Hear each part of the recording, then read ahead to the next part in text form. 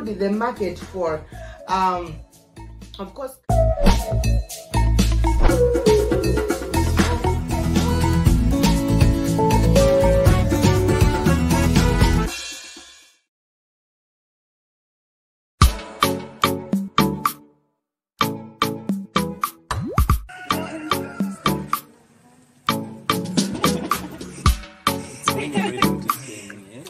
I'm ready.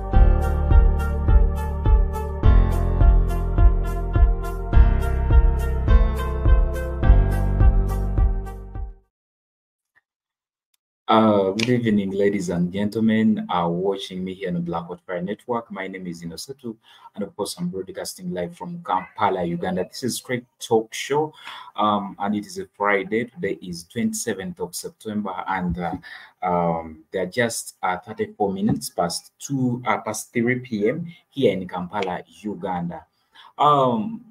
First of all, I thank all those people that always watch us here. They always enjoy our shows. They always enjoy our Black history, Black news. That always like things that are related to Black people that we broadcast here, and other shows that we normally have on of course, on Blackwood Fire Network, a radio station, as well as TV. We have an app. Actually, you can download this app, the Blackwood Fire Network app, on your phone, and you listen, of course, on our shows on your phone. For those that normally watch us from YouTube, thank you for watching. And if you have not if at all you have not subscribed yet to our YouTube channel, that is Blackwood Fire Network 2 and other Blackwood Fire Post Network channels, please subscribe in, because there are a lot, actually there is a lot that we broadcast here that is exciting, that is good. Yeah, there is that added advantage for those people that already subscribe with us, that subscribe our YouTube channels. Whenever we have shows coming in here, you're notified on your phone or on your laptop. So it's upon you, of course, to subscribe and, of course, become a full member of Blackwood Fire Network family, and so that you can be notified on your laptop or on your phone for incoming shows. Whenever show is coming in, you're notified on your phone, so you are aware of everything that is going to be broadcasted. So we give you a hint. And for those people that always watch us from Twitter, we also have, actually, thank you so much, that big family that normally watch us from Twitter. Thank you for watching. And if at all you have not liked and followed our Twitter our X handle, please follow and like the page. The weather outside is good. It's cool. It's shining. We've not had rains today. Unnecessary rains. You know, when the rain becomes too much, it becomes unnecessary at the times, because it makes everything to be worse in a day. Yeah. Yesterday the show had started getting fire. You know, electricity went off. We apologize for that. We apologize. And today's topic is about, of course, how, of course, eugenics erased Black history. So there are a lot of things whites have made to, of course, to erase Black history over time. There are a lot of policies, there are a lot of programs, there are a lot of wars, there are a lot of issues so that Black history can be forgotten, so that Black people can't know, of course, their history. But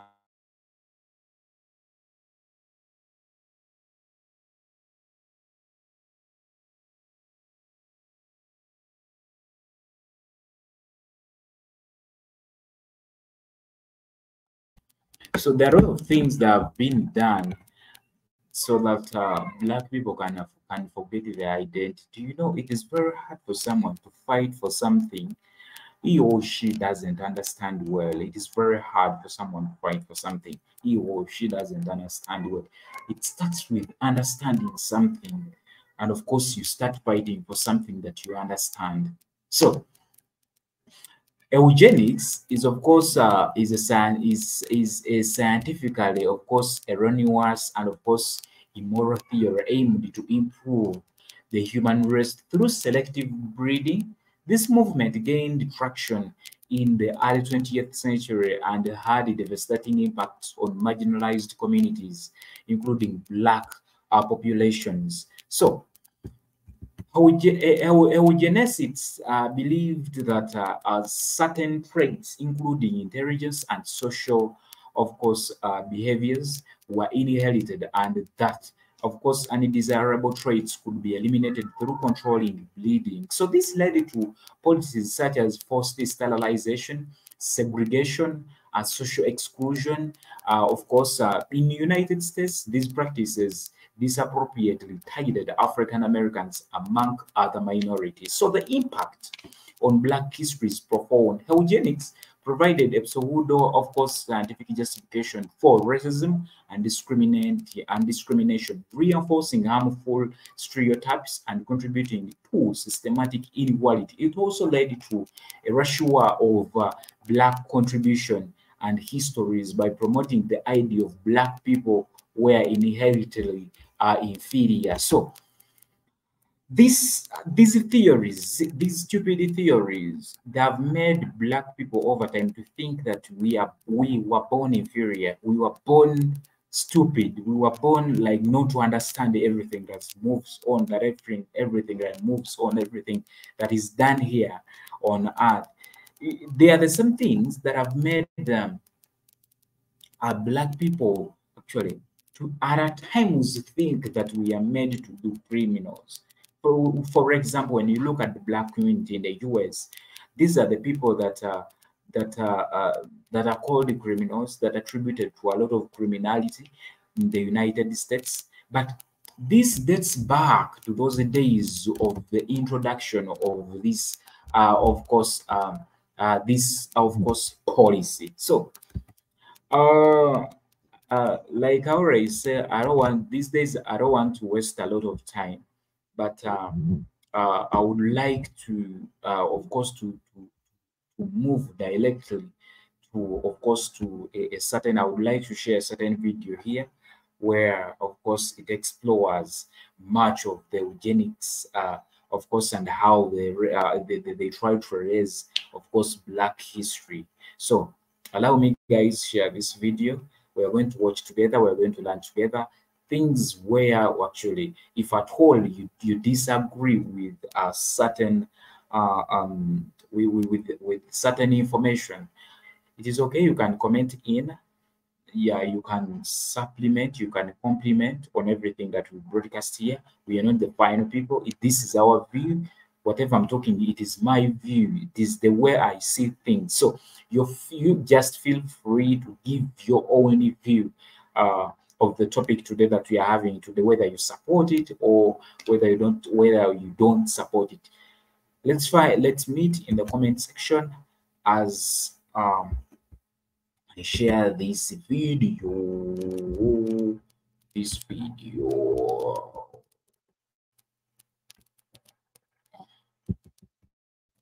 Emphasize what this video was all about: how eugenics was used to erase Black history. Another way to put it is, why do so many people around the world currently believe that Europe and the Americas, meaning North and South America, we're always ruled by people we currently identify and label as white. Now, for those of you that have watched my videos before, should understand that the label white person is a status that has changed greatly since the turn of the 20th century. So, back to what I was saying. As we all can see, Europe and the United States currently have large populations of people that identify as white, and for the most part are ruled by people that identify as white people. How did this come to pass, and why do many, if not most, believe this has always been the case? I have two words for you: white supremacy and eugenics. Although I've been MIA for several months, I was not sitting on my hands contemplating my navel, as my old math teacher loved to say. What I am doing is constantly researching ancient and current history, for as we all know, history is being made as we live our lives minute by minute. So one of the books I read was War Against the Weak, authored by Edwin Black. This book was extremely revealing, very credible, and very well researched. Mr. Black went out of his way to ensure that the information that went into his book was verified several times over. His access to information that most will never experience was unprecedented, in my opinion. This book, to me, was the key that explains how American and European history was whitewashed, and it also explains why, to this day, whitewashed history is still being taught.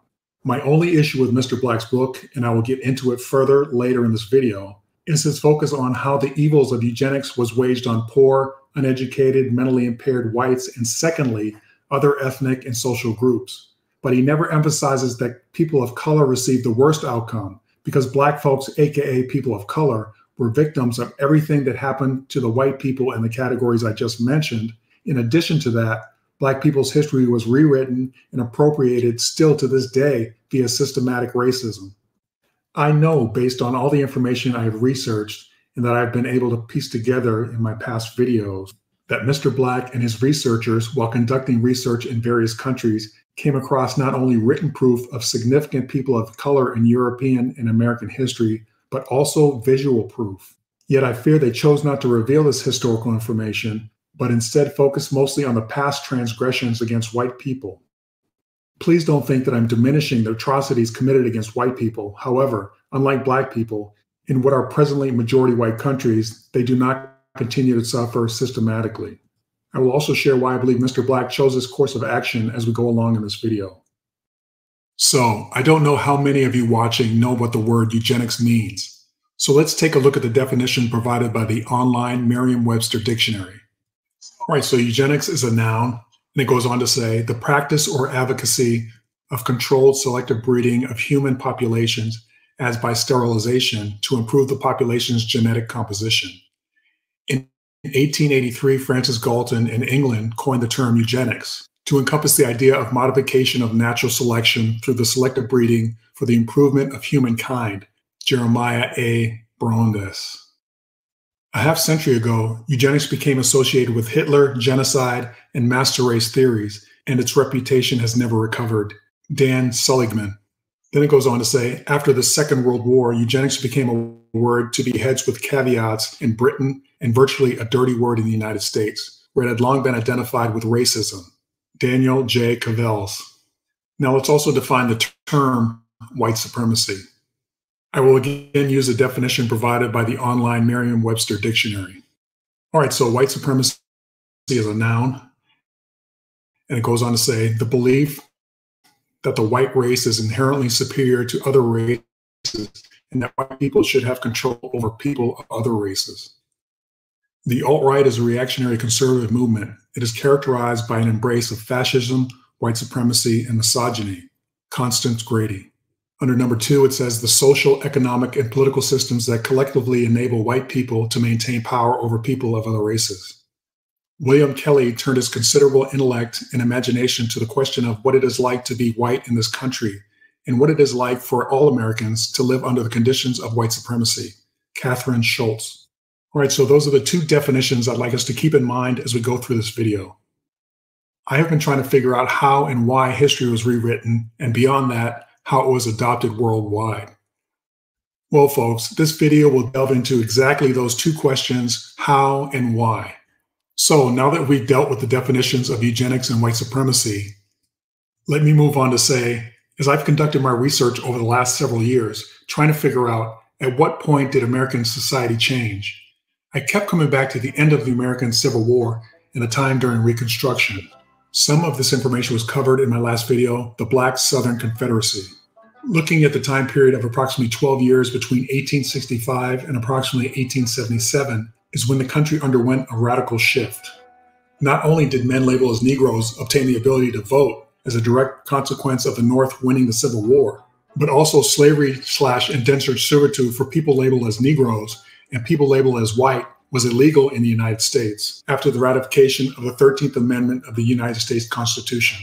The ruling class that depended on slavery/indentured servitude before the Civil War now had to pay wages for labor. This seriously disrupted the way of life and how these families made their wealth, attained their social status and influence. Again, I must remind you, the wealthy were not just the non-melanated people, aka white people. It was also Europeans of color, aka Black Europeans, that were very much a part of this ruling class. With the end of the war, Congress passed the 13th Amendment abolishing slavery. Then Reconstruction was put into place by the Republican-led administration of Abraham Lincoln. And please, don't confuse it with today's Republican Party. It was done to try to right the wrongs done to those who were enslaved by the societal structure and the rule of law that had been put in place throughout the United States, especially in the southern states for decades. Unfortunately, Reconstruction efforts that held real promise for formerly enslaved people did not last. The equality promise did not come to pass. All right, so you may ask yourselves, what happened to the Reconstruction efforts that the Republican Party put in place? Again, let me remind you, the Republican Party before and after the Civil War was comprised of many Black men. I show you this fact in several of my previous videos. However, as enthusiasm for the Southern Reconstruction efforts waned due to many of the federal and state legislatures, city councils, and other official positions being full of elected Black officials, they did not pay attention to the undercurrent of white supremacy and the adversity to Black rule gaining traction, especially in the formerly Confederate states. So that led up to the Compromise of 1877. And what was the Compromise of 1877, you may ask? Well, according to history.com, the Compromise of 1877 was an informal agreement between Southern Democrats and allies of the Republican Rutherford B. Hayes to settle the results of the 1876 presidential election and mark the end of the Reconstruction era. Immediately after the presidential election of 1876, it became clear that the outcome of the race hinged largely on the disputed returns from Florida, Louisiana, and South Carolina, the only three states in the South with Reconstruction-era Republican governors still in power. As a bipartisan congressional commission debated over the outcome early in 1877, allies of the Republican Party candidate Rutherford Hayes met in secret with moderate Southern Democrats in order to negotiate acceptance of Hayes's election. The Democrats agreed not to block Hayes's victory on the condition that the Republicans withdraw all federal troops from the South, thus consolidating Democratic control over the region. As a result of the so-called Compromise of 1877, Florida, Louisiana, and South Carolina became Democratic once again, effectively bringing an end to the Reconstruction era. Again, let me remind you, the Democratic Party at that time was the party of the South, aka the old Confederacy. It is not the Democratic Party of today. What did occur was lawless violence against Black men, women, and children across the United States. According to the EJI, Equal Justice Initiative.org, during the 12 years from 1865 to 1877, thousands of Black people were killed, attacked, sexually assaulted, and terrorized by white mobs, and individuals were shielded from arrest and prosecution. These white perpetrators of violence were never held accountable. On the contrary, they were often celebrated. Also, according to the EJI.org, in a series of devastating decisions, the U.S. Supreme Court blocked congressional efforts to protect people of color and instead ceded control to the same white Southerners who used terror and violence to stop Black people from participating in political processes. They upheld new laws codifying racial hierarchy and embraced the new constitutional order defined by states' rights. Continuing from the EJI.org website, within a decade after the Civil War, Congress began to abandon the promises of assistance to millions of formerly enslaved Black people. Violence, mass lynchings, and lawlessness enabled white Southerners to create a regime of white supremacy and Black disenfranchisement alongside a new economic order that continued to exploit Black labor. White officials in the North and West similarly rejected racial equality, codifying racial discrimination, and occasionally embraced the same tactics of violent racial control seen in the South. Again, as I have mentioned in many of my videos, there's a reason most students do not receive any instruction on this part of American history. In my opinion, there is a concerted effort to keep people ignorant, so white people may feel like they attained all their wealth via legitimate means and that Black people, for some reason, have never been able to get it together. I have also covered in some of my videos the documented Black towns that were destroyed, flooded, or massacred by lawless white people that often used one accusation of crime to justify displacing by force entire towns and or killing or lynching many of its Black citizens. I'm not going to go deeper into this subject for the sake of time. However, I challenge you to research slavery/indentured servitude, Reconstruction, and sundown towns on your own. It may open your eyes to why things are the way they are in the United States, and why, to this day, governors like Rick DeSantis don't want you to know true history in the United States. DeSantis recently signed legislation to stop Florida citizens from understanding their own history. Wow, it's 2023 and still the United States refuses to come to grips with the truth. Anyway, I could go on, but I don't want to lose you. So, how did eugenics erase Black history? I'm going to read the introduction of the book I mentioned, War on the Weak by Edwin Black. This should give you some idea of what the eugenics movement was all about. Just be forewarned, it's somewhat lengthy, but I feel it's necessary in order to understand what went on in the United States and abroad during the onset of the height of the eugenics movement. Just as a disclaimer, I don't receive any compensation for talking about this book, nor have I ever been contacted by the author or its publisher. Okay, so the introduction goes on to state, voices haunted the pages of every book. This particular book, however, speaks of the never born, for those whose questions have never been heard, for those who have never existed. Throughout the first 6 decades of the 20th century, hundreds of thousands of Americans and untold numbers of others were not permitted to continue their families by reproducing. Selective because of their ancestry, national origin, race, or religion, they were forcibly sterilized, wrongly committed to mental institutions where they died in great numbers, prohibited from marrying, and sometimes even unmarried by state bureaucrats. In America, this battle wiped out whole ethnic groups, was not fought by armies with guns, nor by hate sects at the margins. Rather, this pernicious white-gloved war was prosecuted by esteemed professors, elite universities, wealthy industrialists, and government officials colluded in a racist, pseudo-scientific movement called eugenics. The purpose? Create a superior Nordic race. To perpetuate the campaign, widespread academic fraud combined with almost unlimited corporate philanthropy to establish the biological rationales for persecution, employing a haze amalgam of guesswork, gossip, falsified information, and polysyllabic academic arrogance. The eugenics movement slowly constructed a national bureaucratic and juridical infrastructure to cleanse America of its unfit. Suspicious intelligence tests, colloquially known as IQ tests, were invented to justify incarceration of a group labeled feeble-minded. Often the so-called feeble-minded were just shy, too good-natured to be taken seriously, or simply spoke the wrong language, or were the wrong color.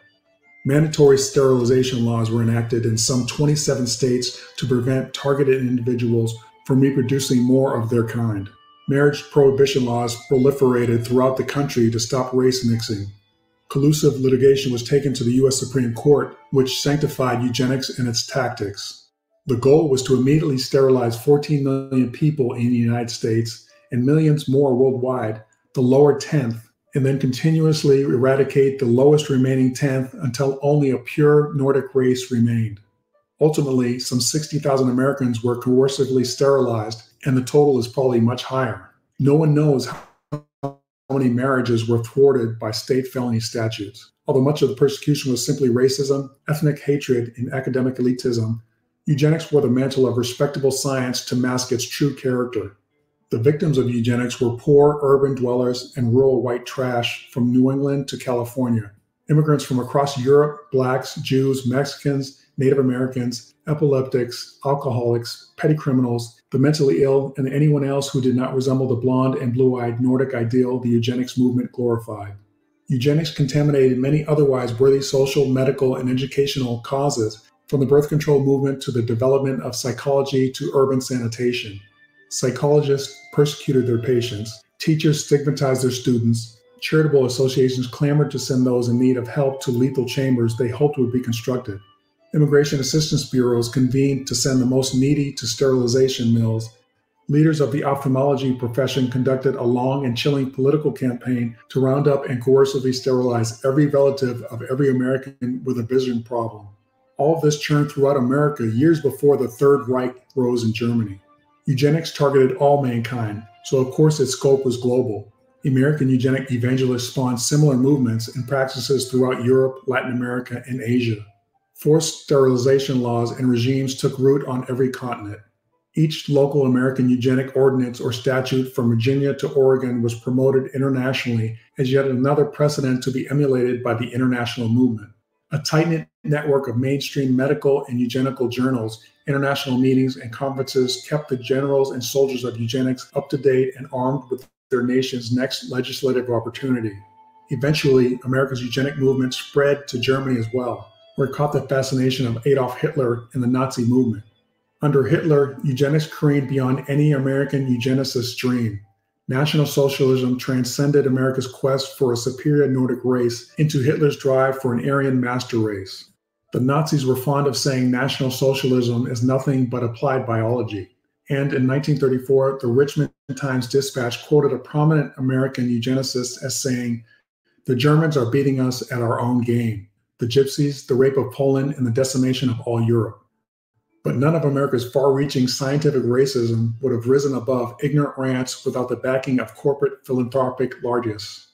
Within these pages, you will discover the sad truth of how scientific rationales that drove killer doctors at Auschwitz were first concocted on Long Island at the Carnegie Institution's eugenic enterprise at Cold Spring Harbor. You will see that during the pre-war Hitler regime, the Carnegie Institution, through its Cold Spring Harbor complex, enthusiastically propagandized for the Nazi regime and even distributed anti-Semitic Nazi party films to American high schools. And you will see the links between the Rockefeller Foundation's massive financial grants and the German scientific establishment that began the eugenics programs that were finished by Mengele at Auschwitz. Only after the truth about Nazi extermination became known did the American eugenics movement fade. American eugenics institutions rushed to change their names from eugenics to genetics. Okay, so I know that was a lot. However, there is a lot to unpack when it comes to the unspoken history of the United States. So for most of this video, I will be quoting from Edwin Black's book. In order to compile the research, Mr. Black utilized a network of dozens of researchers, mostly volunteers, working in the United States, England, Germany, and Canada, unearthed some 50,000 documents and period publications from more than 40 archives, dozens of libraries, special collections, and other repositories, page 19. As I read in the introduction, eugenics was international. Why do I mention this fact? Because it goes to show how the white supremacist ideology spread to the majority of the world and why they currently believe in the whitewash history being taught in all of our educational institutions. I'm going to be paraphrasing much of this book due to the fact that it's over 600 pages. That said, I will add page numbers in case you want to find the exact wording in the book. As Mr. Black set out to research in the United States, he found archived information on eugenics at the American Philosophical Society in Philadelphia, the Truman State University in northern Missouri, to numerous obscure community colleges in the Appalachian states, and a long list of state archives, county historical files, and institutional archives where personal papers and period materials are stored. He also spent much time in many small private libraries and archives, such as the one maintained by Planned Parenthood. His team examined records at the Rockefeller Foundation and the Carnegie Institution. He also noted there are probably 200 important repositories in America, many of them special collections and manuscript departments of local libraries or universities. Because eugenics was administered on the local level, every state probably possessed 3 to 5 sites hosting important eugenics documentation. Mr. Black noted that many of the propaganda pamphlets used to promote eugenics in the U.S. were purged from files. However, they could still be found in British records, page 20. So that tells me that the United States has and will purge, aka destroy information they don't want people to know about or remember. Mr. Black goes on further to say, because the German and American wings collaborated so closely, the German archives clearly trace the development of German race hygiene as it emulated the American program. More importantly, because the American and German movements function as a binary, their leaders brag to one another and exchange information constantly. Therefore, he learned much about America's record by examining Reich-era files. For instance, although the number of individuals sterilized in Vermont has eluded researchers in the state, The information is readily available in the files of Nazi organizations. Still on page 20, it says, when it was finished, the journey to discover America's eugenic history had taken me from an austere highway warehouse in Vermont, where the state's official files are stacked right next to the automotive supplies and retrieved by forklift, to the architectonic British Library, to the massive Bundesarchiv in Berlin, and every type of research environment in between. Sometimes I sat in a chair in a reading room. Sometimes I poked through boxes in a basement. On to page 22, it states, when we were done, we had assembled a mountain of documentation that clearly chronicled a century of eugenic crusading by America's finest universities, most reputable scientists, most trusted professional and charitable organizations, and most revered corporation foundations. They had collaborated with Department of Agriculture and numerous state agencies in an attempt to breed a new race of Nordic humans, applying the same principles used to breed cattle and corn. The names defined power and prestige in America: the Carnegie Institution, the Rockefeller Foundation, the Harriman Railroad Fortune, Harvard University, Princeton University, Yale University, Stanford University, and the American Medical Association, Margaret Sanger, Oliver Wendell Holmes, Robert Yerkes, Woodrow Wilson, American Museum of Natural History, the American Genetic Association, and a sweeping array of government agencies from the obscure Virginia Bureau of Vital Statistics to the United States State Department. On page 23, Mr. Black states, when the research phase was over, I realized that less than half of the information I had assembled would ever make it into the book. Frankly, I had amassed enough information to write a freestanding book for each of the 21 chapters in this volume. It was painful to pick and choose which information would be included, but I am confident that with so many journalists throughout America now aggressively delving into eugenics, the field will soon be as broad and diverse as the investigations of the Holocaust and American slavery. At least one book could be written for each state, starting with California, which was America's most energetic eugenic state. Do you remember in the beginning of this video, I told you one of the issues I had with this book was that I felt that Mr. Black came across information that would bolster my claim that people of color ruled Europe and the United States before Reconstruction. However, like he states, he had to pick and choose what information to place in the book. Okay, so on page 24, Mr. Black states, this is the right place to note that virtually all the organizations I investigated cooperated with unprecedented rigor because they want the history illuminated as much as anyone. This includes the Rockefeller Foundation, the Carnegie Institution, Cold Spring Harbor Laboratory, and the Max Planck Institute, successor to the Kaiser Wilhelm Institute. All gave me unlimited access and unstinting assistance. All right, so here's my question. Do you think Mr. Black would have been given access to all those inaccessible archives and private collections unless he promised them he would only stick to information regarding eugenics? I truly believe this is the deal that was struck in order for him to be granted this unprecedented access. All right, so on page 25, Mr. Black states, my mission is to expose who paid for these bleak episodes, who agreed to them, who made them possible, and who used his lofty status as a university scholar, a medical expert, a governor, a judge, a legislator, a prominent attorney, or wealthy philanthropic organization to press forward on the gearshift of genocide. All right, so why do I mention this paragraph? Because individuals in these positions mentioned above were also responsible for allowing our true history to be rewritten and taught to future generations. I believe power, greed, jealousy, and envy were contributing factors as to why these people did these horrible things. I also believe it's why it's allowed to continue to this very day.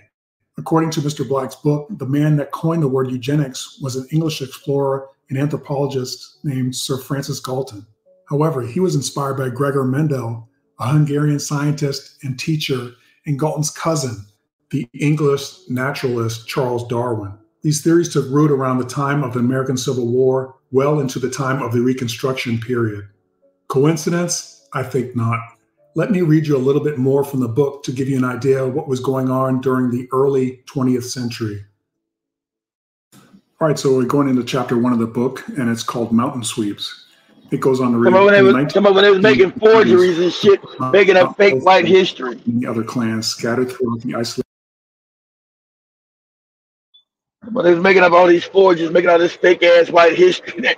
We go back thousands of years. No, you don't. The Rockefeller Foundation, some of the Carnegies, and also with the Rothschilds, they're making fake history, making up shit, making all these forgeries. But this ancient Greece and ancient Rome, all lies. carbon dated. I mean, it's called the age of forgery. They're making up all these fake ass statues, saying they went back thousands of years, making up fake white people history. All that shit was fake, fraudulent. What's going on, Seto? How you doing today? I'm doing good. How, Keith? I lost you last night. I think your internet went out when we was talking. I think Seto's internet went out. Is it raining? Is it raining today? Your internet pretty good today. Today it has not rained today. Today it's Okay. clear. All right. Yeah. That's good. That's a good thing. All right, Seth. I'll let you continue. So you yesterday night you were trying to show me how I can how I can of course share on Yeah. shows. You sure? I'll show you how to do it. I'll show you after this, Seth. Once you get done with your show, once you stop, I'll show you how to go on the website and do all that stuff, and then Maria as well, so you guys can start Monday. How to do it. Now I want to come in and mess up your presentation you got going on right here.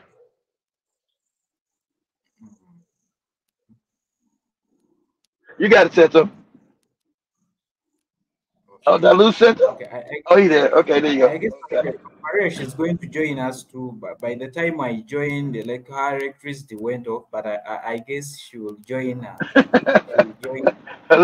Electricity went out. Okay.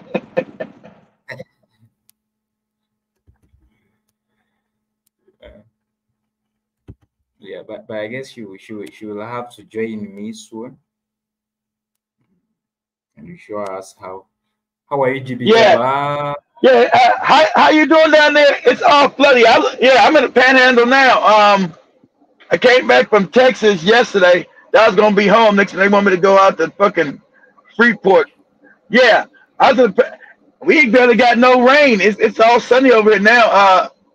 On Sucker. I know Tampa. I think I got to go down there Monday. It's all fucked up down there from all the way from Tallahassee all the way down to Tampa. It's now flooded the hell out. How bad is Tampa down there on Sucker One? I know up there at the bend, like Lake City and all that shit from like Apalachicola back. It's fucked up. All that shit's underwater. We didn't get I didn't get much rain here. It rained a little bit over here in Pensacola, but I didn't feel shit. It was windy, but man, I slept like a baby. I was up talking to Central last night. So the hurricane didn't do nothing to me.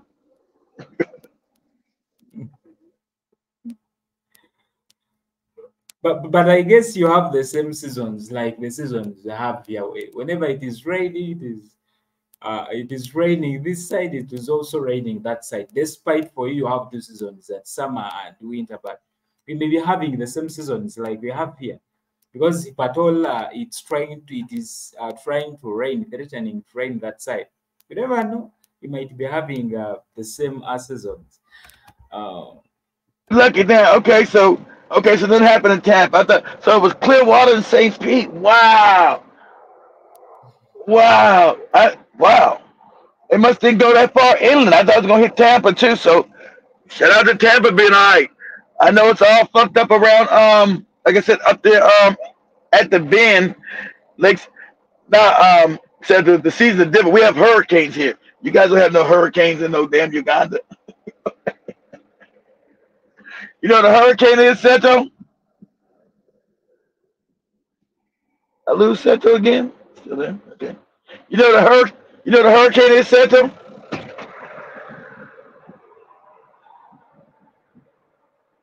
I might lose Seto.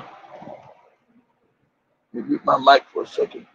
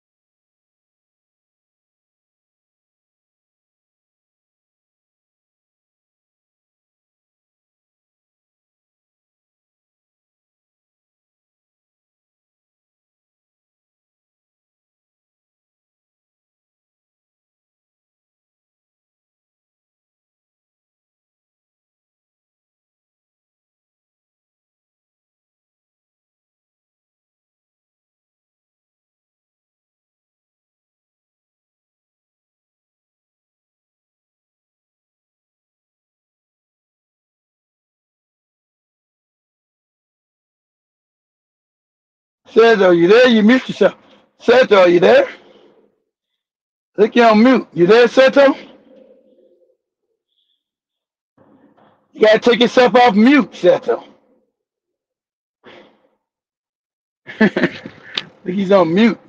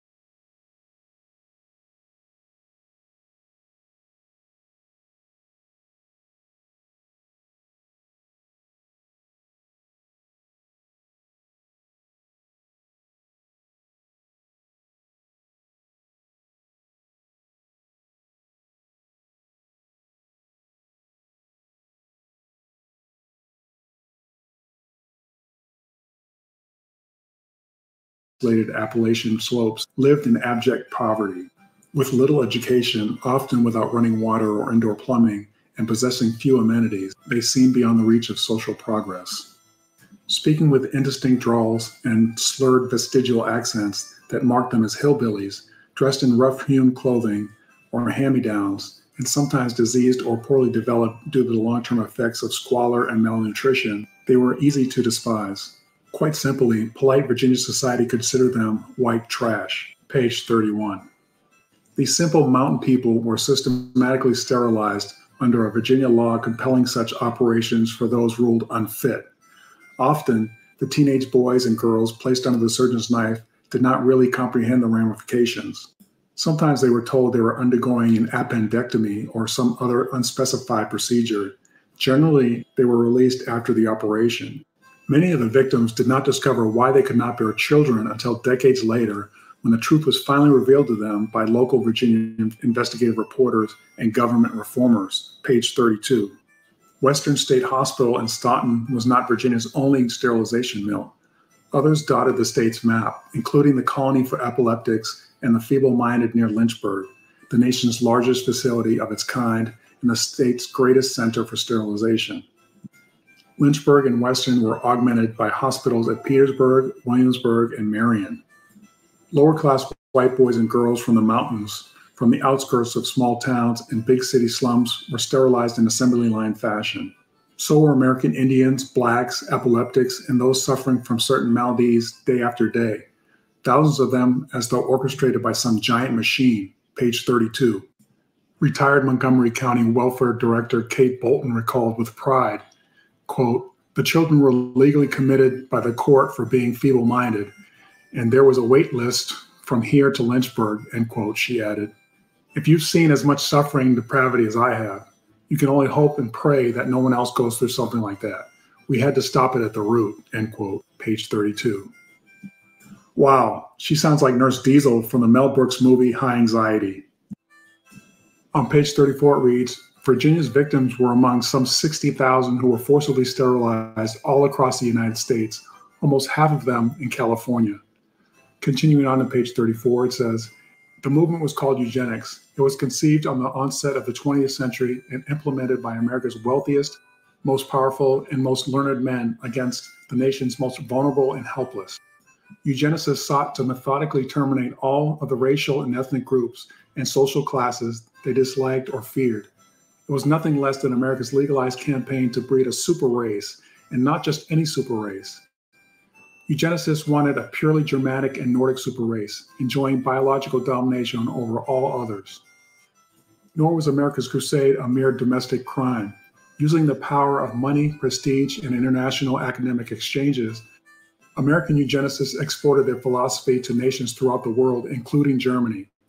Decades after a eugenics campaign of mass sterilization and involuntary incarceration of defectives was institutionalized in the United States, the American effort to create a super Nordic race came to the attention of Adolf Hitler. Again, I want to mention that this book is extensive, so there is no way I will be able to cover the entire book. It goes very deep into how eventually laws were passed in numerous states and who championed them into existence. What I want you to take away from this book is to understand white supremacists were responsible for coercively sterilizing over 60,000 Americans. While they were at it, they also created laws to keep people of different ethnic groups from marrying.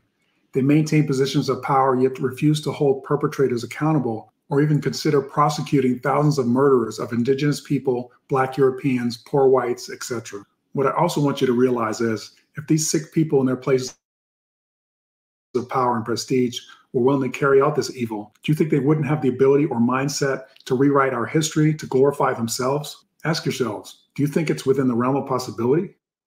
All right, so we're going to move on. I'm going to cover some of the most powerful people in American society during the early 20th century that allowed eugenics to grow and spread.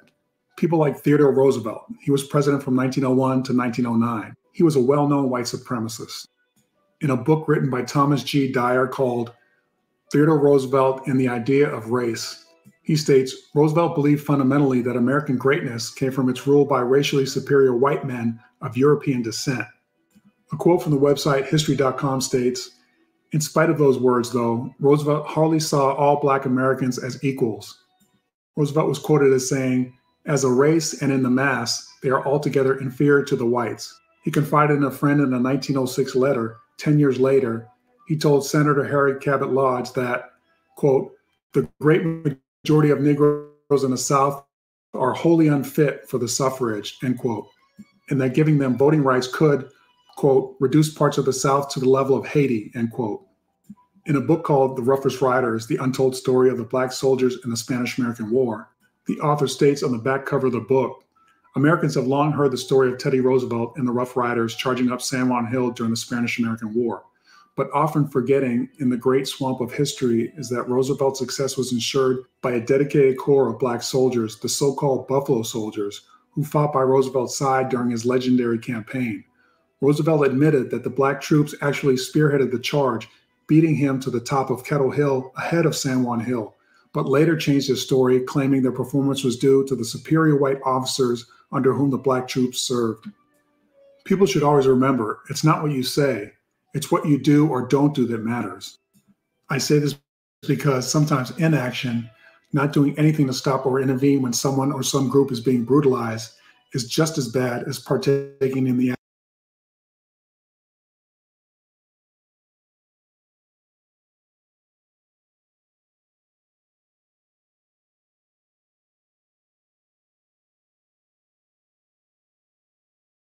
action itself. All right, so let me talk about William Howard Taft. He was president of the United States from 1909 to 1913.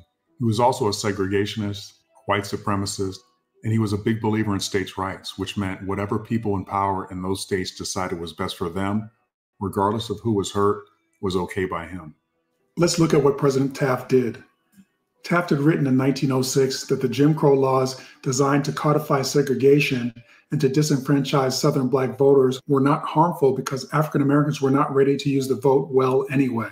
In Taft's words, quote, when a class of persons is so ignorant and so subject to oppression and misleading that they are merely political children, not having the mental stature of manhood, then it can hardly be said that their voice in the government secures any benefit to them, end quote. That quote was from ehistory.osu.edu, Ohio University. Let me comment by saying the author in the paragraph I just read used the term African American to refer to Black voters in the South. We know that the term African American was not widely used until the 1980s, so that is purely the author's assumption. Those that have seen my videos know that the majority of Black people in the United States at that time were Black Europeans and indigenous Black people. Folks, I feel that it's my job to debunk the myths whenever I see them. All right, so on April 3rd, 1911, President William Howard Taft directed his U.S. Army to expel the 9th Cavalry, an all-Black unit from San Antonio, Texas. Earlier that day, the president had met with San Antonio's U.S. Congressman, John Garner, who urged President Taft to expel the Black cavalrymen from the entire state of Texas because their protest of segregated seating on city streetcars threatened local law and order. Immediately after, President Taft issued a memorandum to General Wood, the Army's chief of staff, directing the nation's highest-ranking Army official to remove the 9th Cavalry from San Antonio. That was from EJI.org, equaljusticeinitiative.org.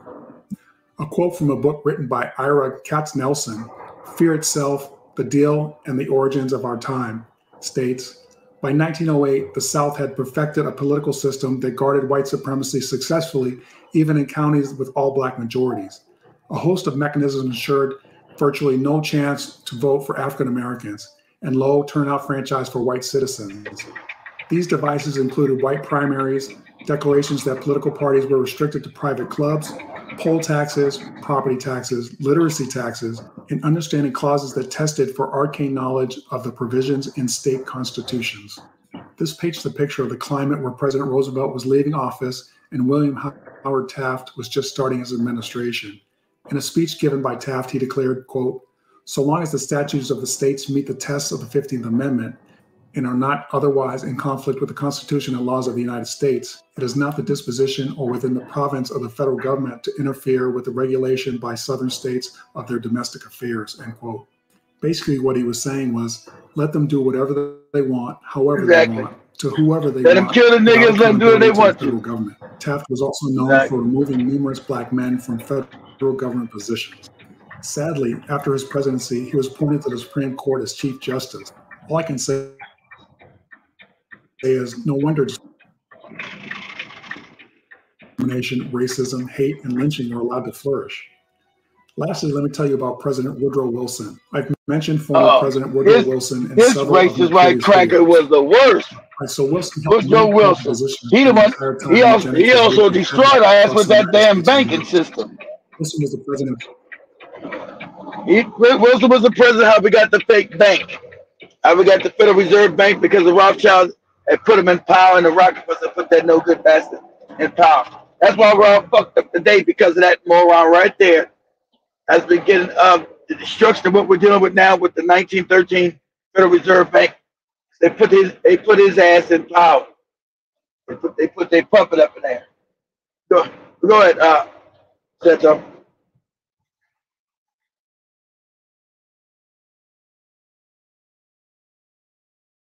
Princeton University starting in 1902, then governor of New Jersey starting in 1911, and then he was elected president of the United States in 1913 for 2 full terms.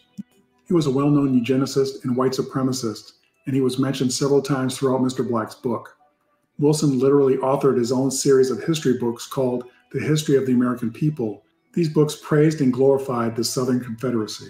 In February 1915, upon viewing The Birth of a Nation, a Ku Klux Klan recruiting film, at a special White House screening, President Woodrow Wilson reportedly remarked, quote, it's like writing history with lightning. My only regret is that it is all so terribly true, end quote. At this time, the KKK made a huge comeback with thousands of members nationwide. These members held all types of positions around the country. Here's what I'm saying. Woodrow Wilson, wealthy elite families, government officials, judges, school board members, etc., and all other like-minded individuals imposed their wills and beliefs on society, which culminated into the history and education we receive today. Unfortunately, so far, no one has been able to produce a smoking gun, showing that history was deliberately whitewashed and who all the perpetrators were. What I'm showing you is that I believe the whitewashing happened during this time period because the climate at that time in history, with all the hateful and awful things that were allowed and in many cases encouraged to go on.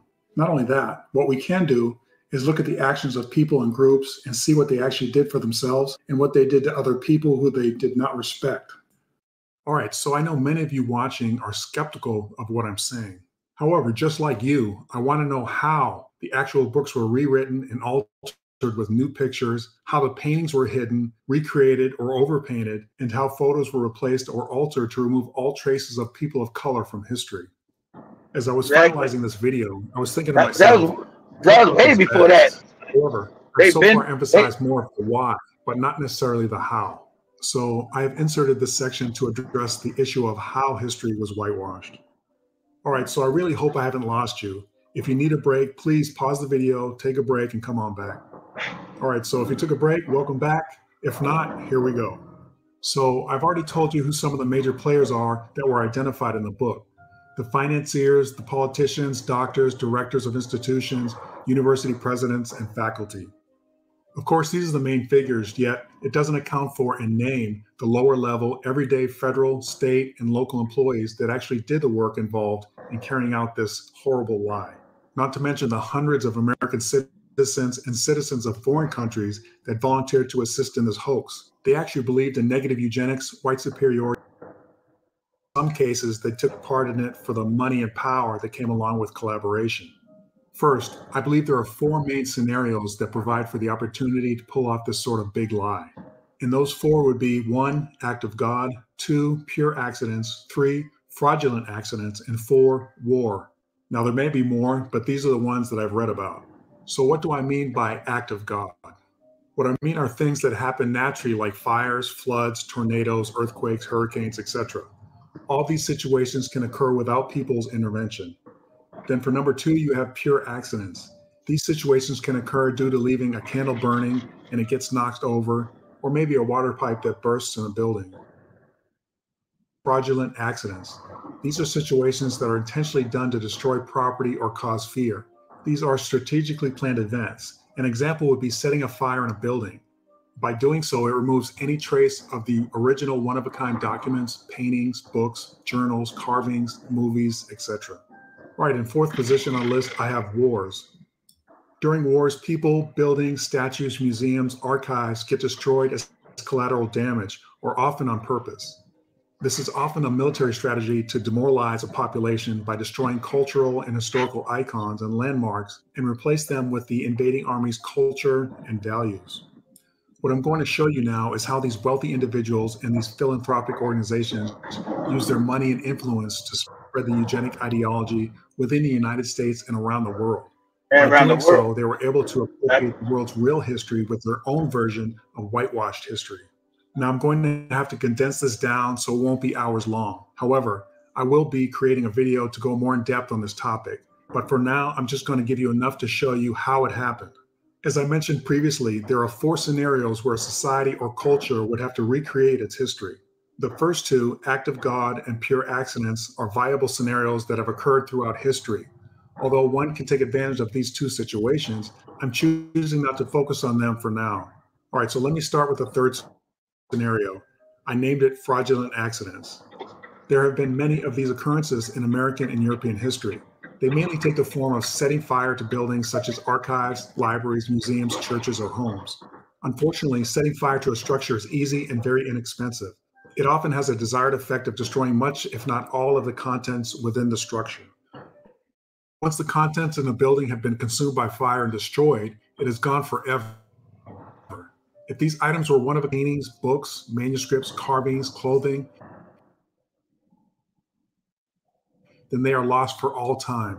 If the items destroyed were able to be copied, like books for instance, then the information would still exist. Unfortunately, in the past, there were many important one-of-a-kind books. As you can imagine, this creates the perfect opportunity for whoever is in power to replace the items with whatever version they want. For instance, paintings can be recreated to reflect someone in the same pose, style of clothing, etc., but then be an entirely different person. Books can be recreated with the same stories, but with new engravings, pictures, and photos. Paintings that survived a fire and were just smoke damage can be overpainted. Overpainting was common in the past. What has also occurred over time is eugenics educators have convinced their students that certain words don't mean what they originally meant, like dark complexion, brown complexion, and brunette, or phrases like tall, dark, and handsome. Please understand that just about anything can be recreated by master craftsmen, publishers, painters, etc. This is what I'm suggesting happened. During times of chaos and confusion, like during the fog of war, where communities are being destroyed, many things can be accomplished, good or bad. So let's look at some of the places that were destroyed by fire in the United States. The first one I'd like to look at is the Library of Congress, which was destroyed by fire on October 8, 1814. According to the loc.gov website, which is the Library of Congress website, the library was destroyed along with the Capitol building stemming from the War of 1812. The British Army destroyed several buildings, the White House, the U.S. Treasury, U.S. Patent Office, and the National Intelligencer newspaper. After the fire, Thomas Jefferson offered to sell his private collection of over 6,000 books to replace the books that were lost, and eventually Congress purchased them. There was also a mystery surrounding the original collection of books and if they were actually saved or not. That said, I'm sure you can imagine that many one-of-a-kind items were destroyed, never to be replaced.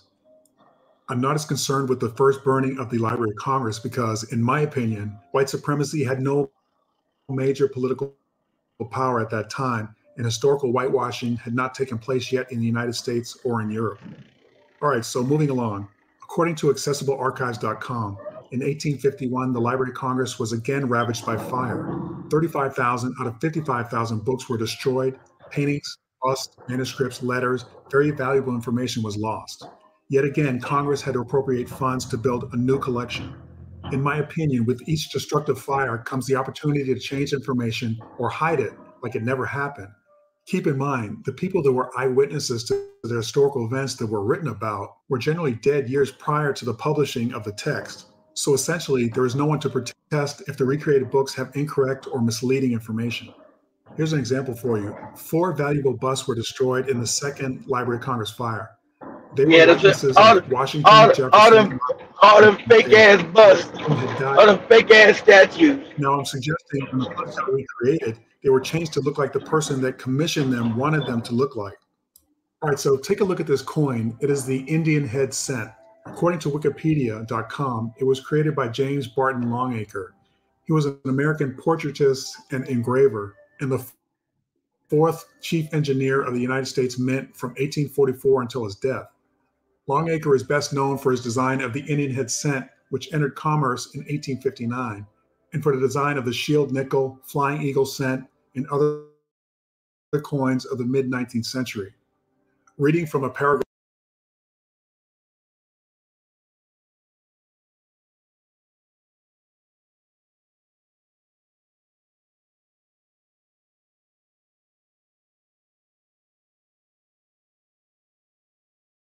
from the website US Coins and Jewelry, it reads, as we mentioned, this Indian head portrait, not a Native American profile, but apparently modeled after James Barton Longacre's daughter, Sarah.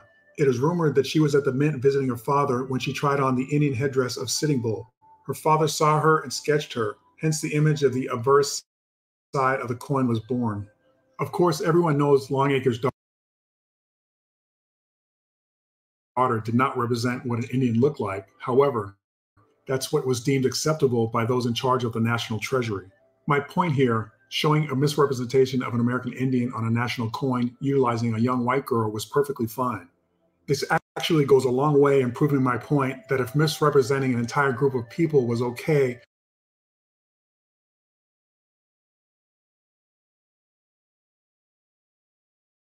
for national circulated coins, then it should not be far-fetched to believe and understand that it occurred with many important people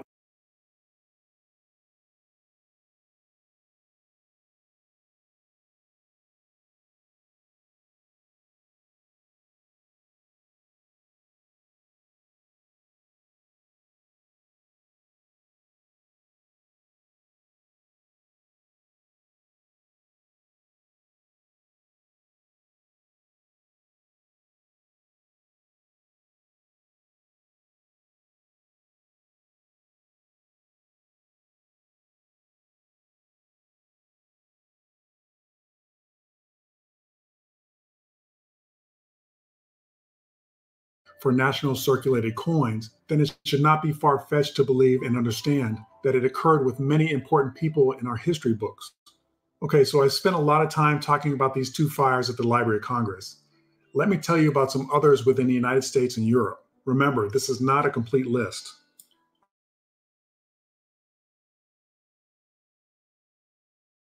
All right, so in 1865,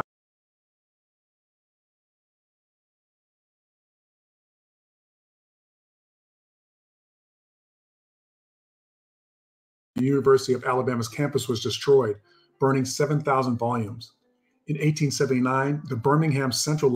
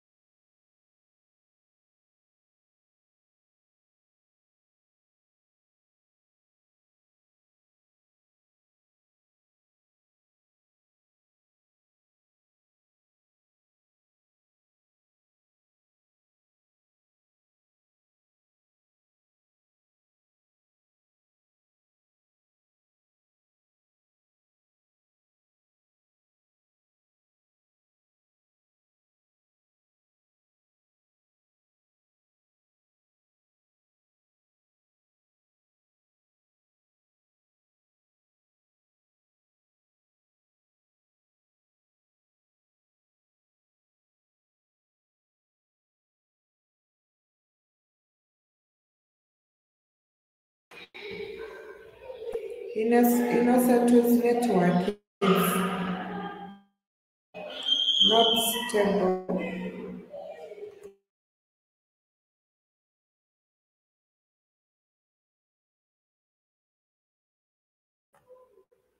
Hi Jibajaba. Hi Mosquito.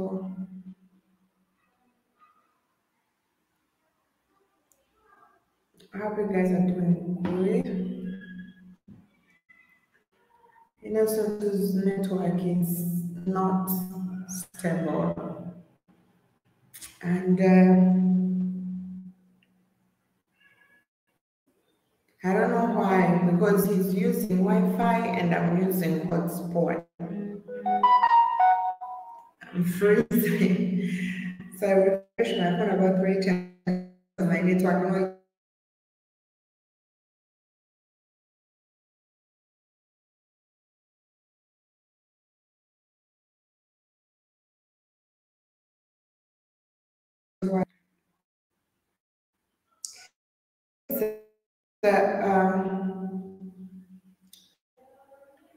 The Wi-Fi that is a little bit disturbing, but I guess we'll be back shortly. Okay.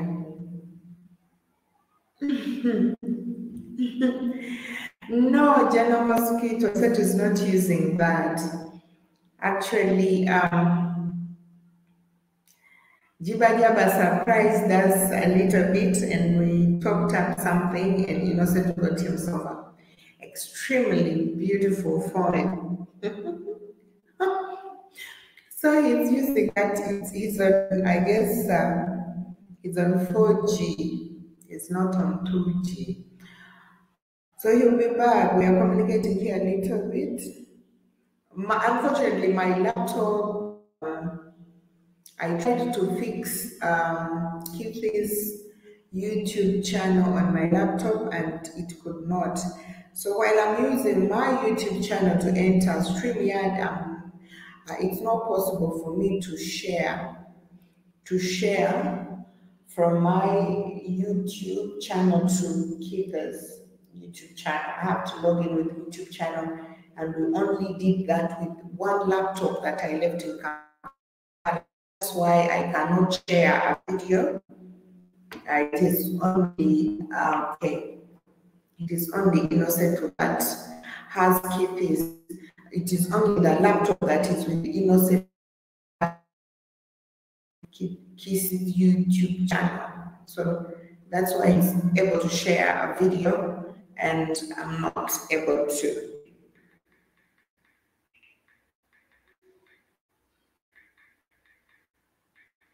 But of course, today's topic is quite it's quite an interesting one. Jiba says, yeah, thank you for sure. Jiba surprised us, and I can tell you for sure that we shall forever be grateful.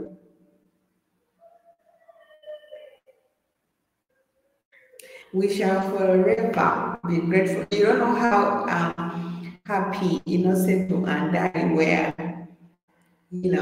but we're special, I should say, INNOSSETU. I don't want to keep on saying thank you. It may make you feel shy. I don't know, but for me, if someone keeps on saying thank you to me, I just feel extremely shy about it. But I believe INNOSSETU will be joining us shortly.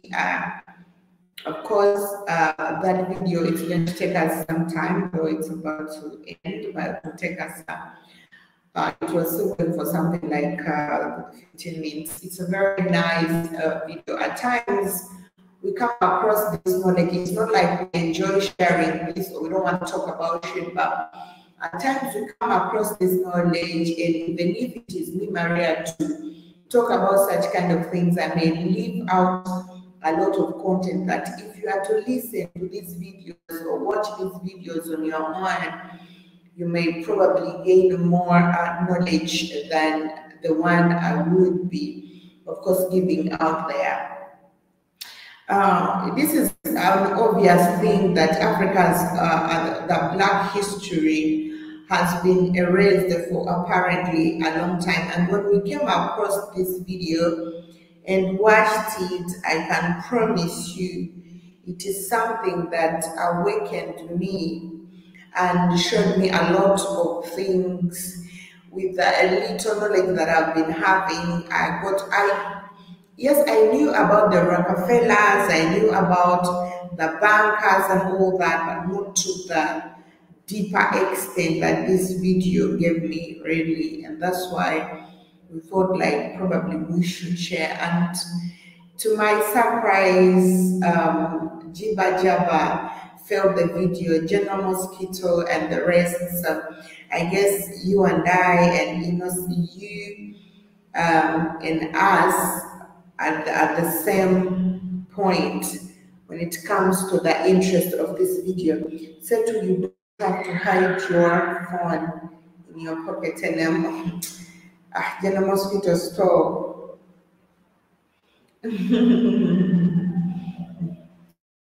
Okay, Jibjaba said we should share this on the app. We shall definitely share this on the app. For sure, we shall. General Mosquito Store. By the way, INNOSSETU had a good phone before. He had a good phone before. It's just that one day we were having tests at school and it was raining heavily. So he came in the rain and his phone got spoiled. I think it was soaked in the rain. It was soaked in the rain. It's like the way General Mosquito is talking, you're like saying INNOSSETU has, let me not say. You're about to say that Maria is harassing you. Let me not mention. Let me say General Mosquito is always emotional.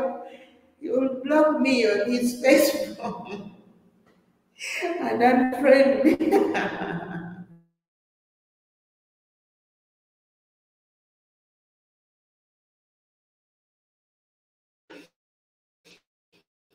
But so Jibi Jaba Yabikola, he surprised us and did it. Yabikola means he did it. I don't know why INNOSSETU is not coming.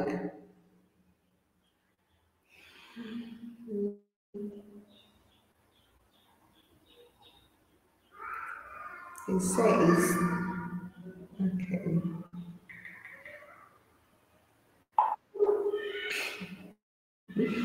There he is. So I guess I should stop texting him and let him come in.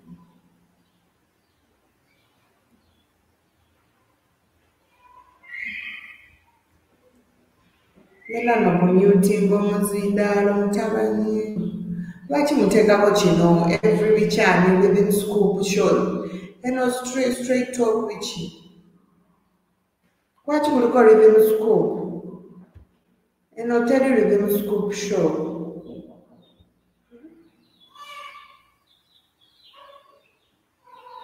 Nze mbijjeeko birizi mu scoop. What? Lindako.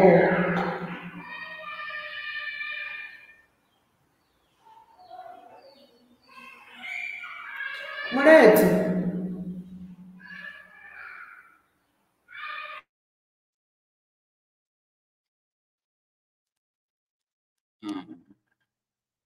General Mosquito said that you don't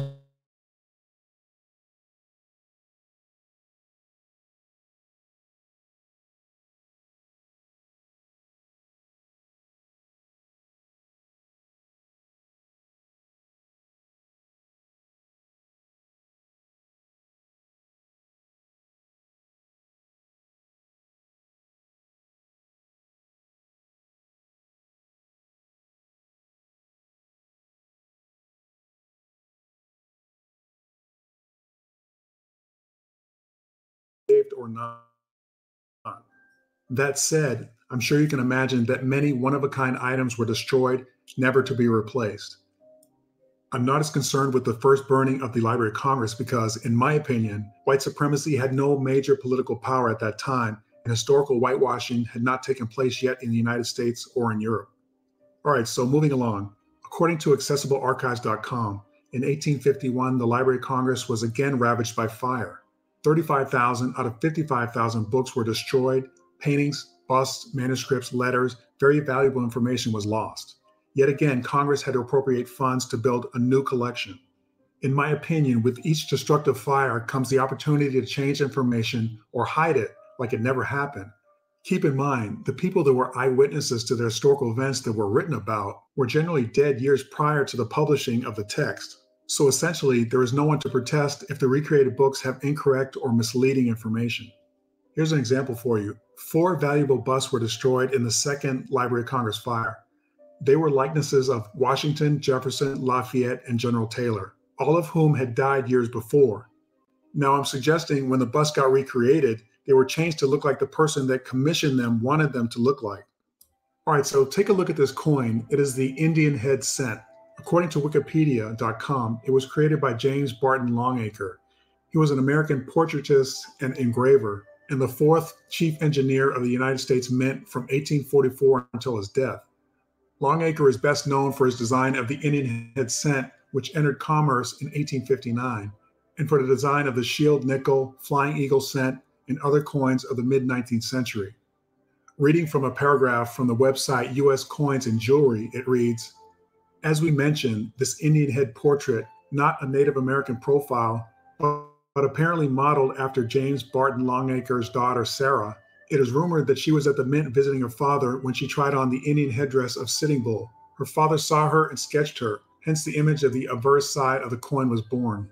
Of course, everyone knows Longacre's daughter did not represent what an Indian looked like. However, that's what was deemed acceptable by those in charge of the National Treasury. My point here, showing a misrepresentation of an American Indian on a national coin utilizing a young white girl was perfectly fine.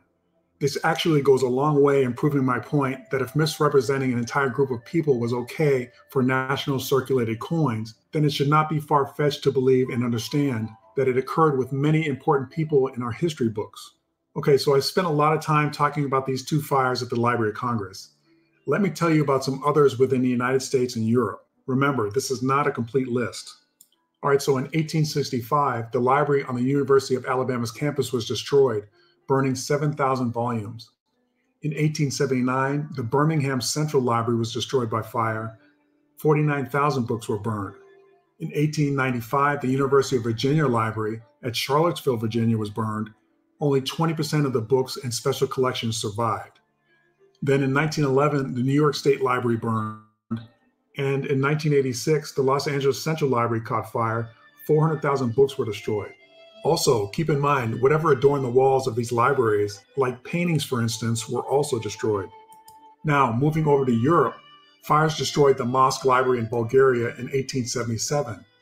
In 1914, the Library of the Catholic University in Belgium. In 1922, the Public Records Office in Dublin, Ireland. In 1931, several religious libraries in Madrid, Spain. In 1933, the Institute of Sexology in Berlin, Germany. In 1941, the National Library of Serbia in Belgrade. Also in 1941, the British National Central Library was seriously damaged from an air raid. In 1943, the SS Cyril and Methodist National Library in Bulgaria.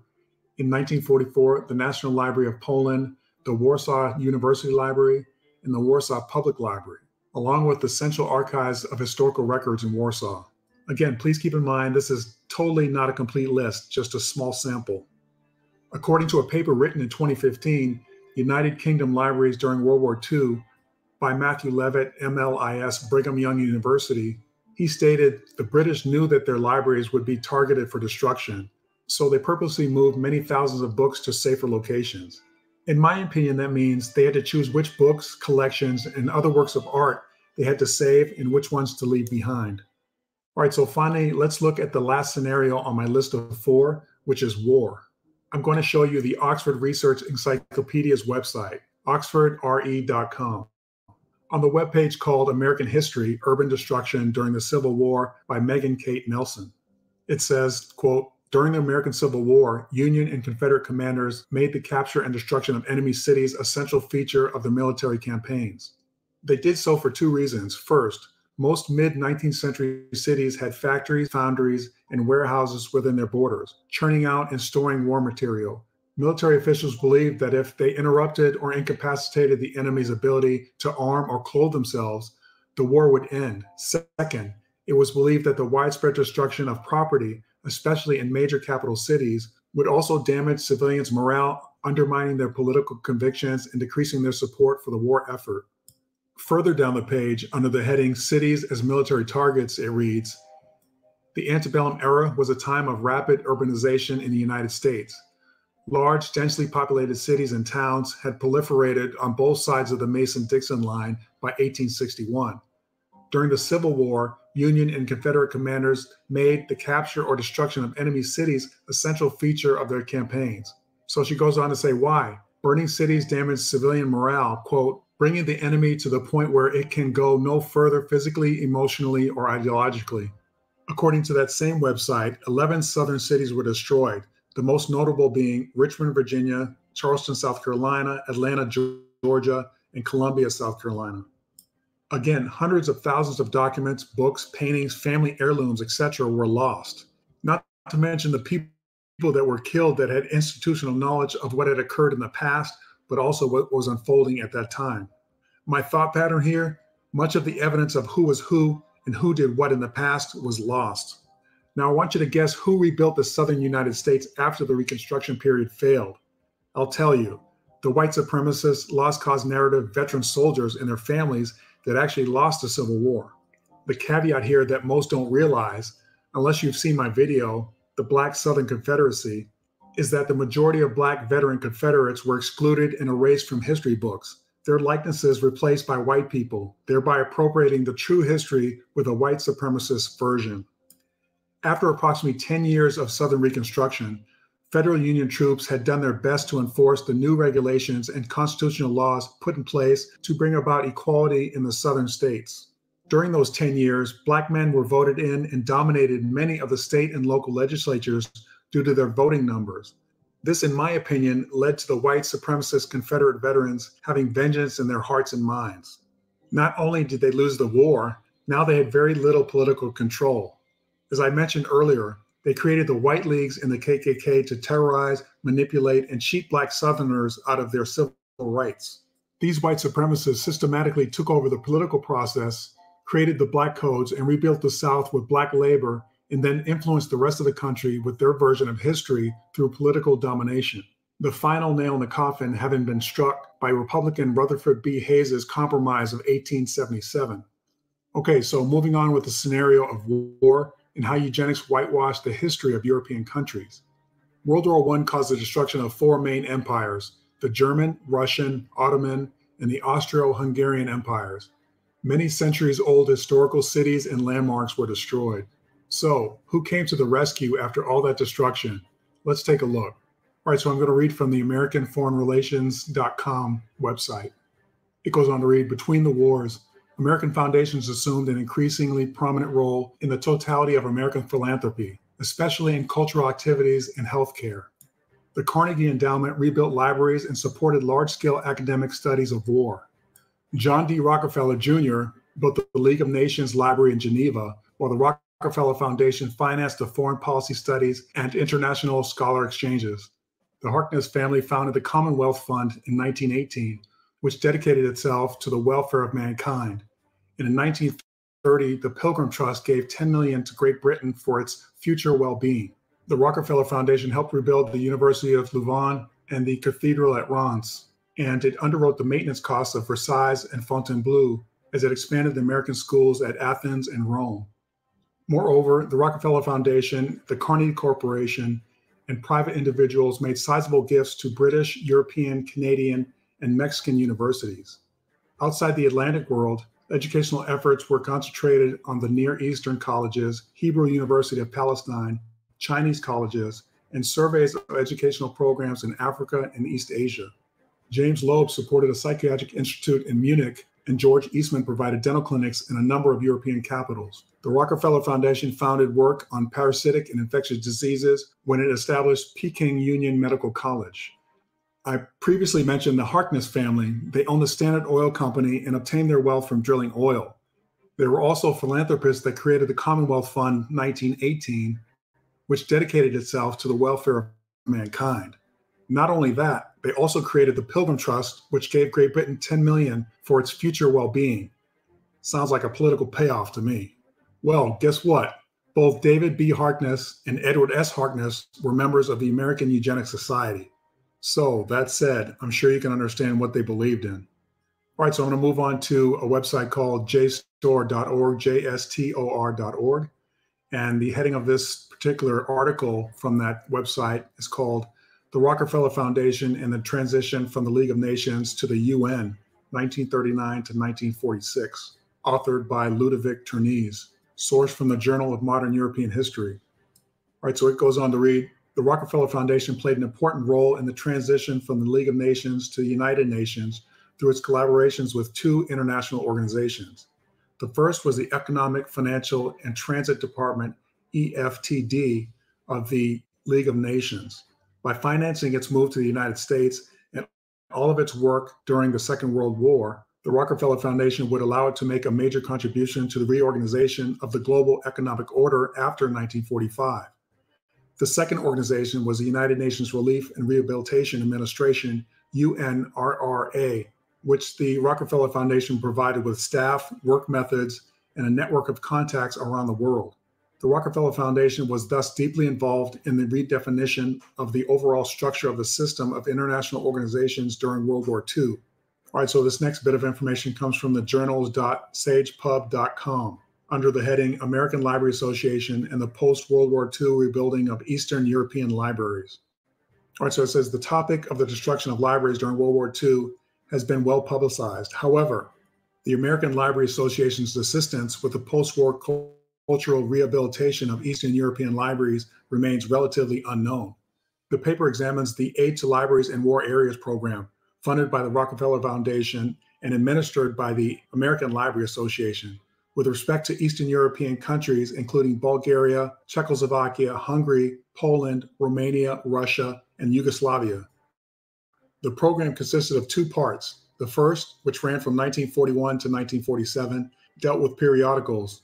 The other, in operation from 1944 to 1947, focused on books. Its goal was to replenish, through a limited scale, devastated collections with American publications unavailable in most European and Asian libraries during Axis occupation. I just want to bring you back to where it says devastated collections were replaced with American publications unavailable to most of Europe and Asian libraries during Axis occupation. Call me cynical, but gee, I wonder what BS was contained in the replacement books. All right, so continuing on with the articles from jstor.org, here's a paragraph from an essay written by Charles Johningsmeyer, probably butchered that, Realism, Naturalism in American Public Libraries, 1880 to 1914. All right, and it goes on to say, quote, yet somewhat surprisingly, given their significant impact on literary history, the distribution systems by which physical copies of realist and naturalist text in periodical and book form were transmitted from publishers and printers to readers have received little scholarly attention. One of the most important of these systems in the United States was the public library. The librarians and governing board members who controlled individual libraries played a major role in determining who had access to works of these genres, as well as in shaping readers' experiences of them. Nonetheless, beyond some oft-repeated stories about supposed censorship of a few especially controversial texts, almost no research has been carried out on how librarians in general actually treated the extremely broad range of realist and naturalist fictions and how their actions might have influenced library patrons' access to and attitudes towards such works. In my opinion, you can see that librarians and their governing boards were gateway keepers to what was purchased and visually consumed in these libraries. Let me ask you a question. If an organization builds and funds a library, do you think the people that get placed on the library board and the head librarian in charge of the library are in agreement with the philosophy of the organization that funded the project? I would have to answer with a resounding yes. All right, so now I'm going to show you a piece of information from the website located at library.columbia.edu. And it's under the heading Carnegie Corporation of New York Historical Note. And it says, Carnegie Corporation of New York, which was established by Andrew Carnegie in 1911 to promote the advancement and diffusion of knowledge and understanding, is one of the oldest, largest, and most influential of American foundations. I'm going to skip down a paragraph to where it says, Carnegie Corporation has helped establish or endowed a variety of institutions, including the Carnegie Libraries, the National Research Council, the Russian Research Center at Harvard, and the Children's Television Workshop, and for many years heavily supported Carnegie's other philanthropic organizations, especially Carnegie Endowment for International Peace, CEIP, and the Carnegie Foundation for Advancement of Teaching, CFAT, and the Carnegie Institution of Washington, CIW. It has funded the writing of books and studies, as well as the organization of conferences and international exchanges, radio shows, legal proceedings, and other activities. Through its activities, the corporation has had a great impact on the information and knowledge available to citizens and government alike. Okay, so I'm going to stop right there. Do you see what I just read? All right, so I'm going to read that section again. It says the corporation has had a great impact on the information and knowledge available to citizens and government alike. Folks, I can't make this stuff up. This is exactly how history was rewritten. All right, so back to the paragraph. It says, its work and that of its grantees has exerted a substantial influence on public discourse and policy. All right, folks, there it is again. Substantial influence on public discourse and policy. All right, so I'm going to skip down a little bit and go to the section where it says founding and early years.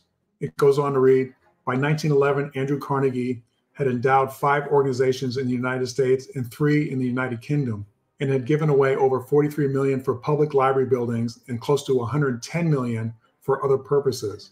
Nevertheless, 10 years after the sale of the Carnegie Steel Company, he still had more than $150 million and, at the age of 76, was tiring of the burden of philanthropic decision-making.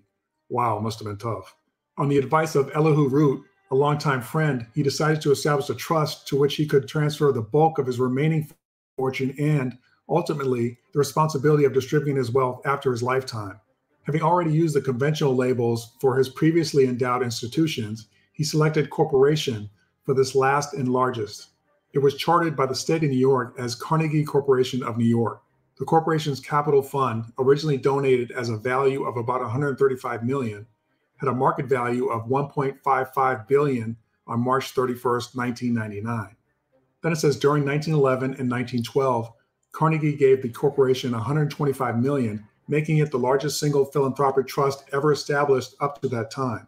As the residual legatee under his will, the corporation received an additional $10 million when the estate was settled. Carnegie earmarked a portion of the endowment to be used for philanthropic purposes in Canada and what were then the British colonies. This part of the endowment was first known as the Special Fund, then the British Dominions and Colonials Fund, and later the Commonwealth Program. Charter amendments have allowed the corporation to use 7.4% of its income in countries that are or have been members of the British Commonwealth.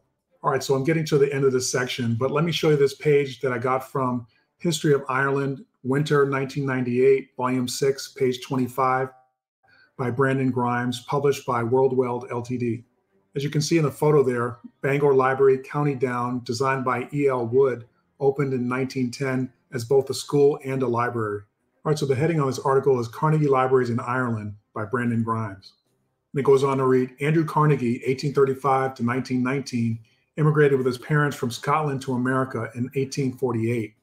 He became exceptionally successful in the steel business, eventually gaining a near monopoly of steel production in the U.S. In 1901, he sold the Carnegie Corporation and all its holdings to John Pierpont Morgan's Federal Steel Company for $480 million. All right, so I'm going to skip down the paragraph to where it says, one of Carnegie's first gifts after he sold his company was $5,200,000 to New York City for the construction of 65 branch libraries. Carnegie had given money for libraries before, but he was now to devote himself to a philanthropic career, and it was not long before Ireland was to benefit.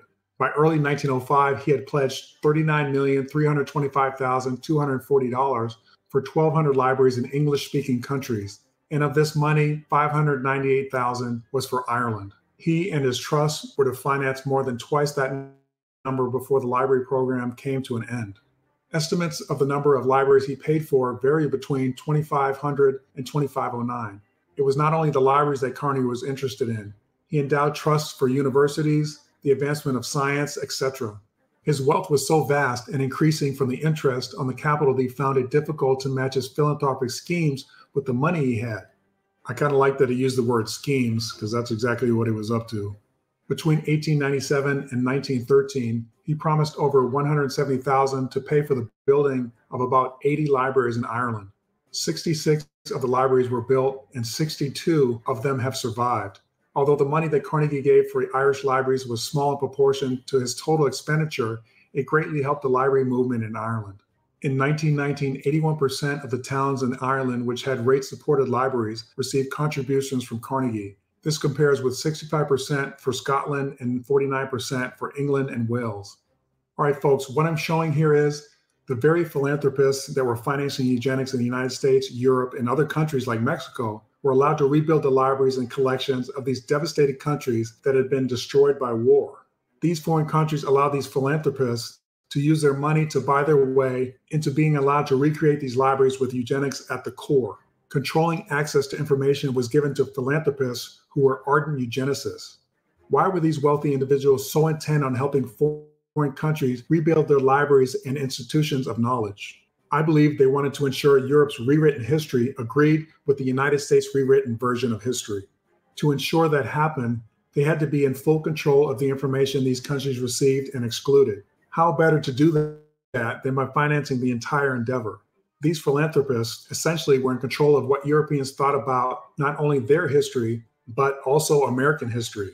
Remember, much of early American history is intertwined with European history. Let me reiterate, these wealthy eugenicists were able to recreate European history and US history, and they did so by funding libraries, universities, and other centers of knowledge on both continents under the guise of philanthropy. Okay, so this is just a small fraction of information on how the negative eugenics ideology was spread from the United States to Europe and around the world. I will definitely be going more in depth with future videos. All right, so now I'm going to change gears and I'm going to talk about the people responsible for eugenics and our rewritten history. The people that had something to hide have actually hidden what they don't want you to see. And to keep the false narrative going, they continue to hide the information. The real issue is who controls the information and who has access to the information. Papers, books, recordings, newspapers, journals, all can be altered, destroyed, or hidden. As I mentioned earlier, currently in Florida, Governor DeSantis ordered books to be taken off the shelves because they were deemed offensive, along with removing curriculum regarding Black American history. This has caused a serious outcry from thousands of teachers and Floridians, not to mention other concerned American citizens. The sad thing is, I'm not surprised by this move. It's already been done in the past. DeSantis is just taking a move out of a very old playbook. Since the end of Reconstruction, Congress, along with the Republican Party, which was the party that implemented Reconstruction, folded their hands and let the very individuals that tried to divide the country with the secession movement back into the seats of power to exact their revenge and set up society as to never again allow people of color, aka Black people, to return to power. If I am confusing you when I say Black people returning to power, that means you haven't watched my previous videos. So do me a favor and please check them out so you will be caught up with my other channel subscribers. All right, folks, take a deep breath. If you need an intermission, I get it. It's a lot of information. Maybe. All right, so I'm going to be continuing with Mr. Black's book. You may consider this part 2 of the video.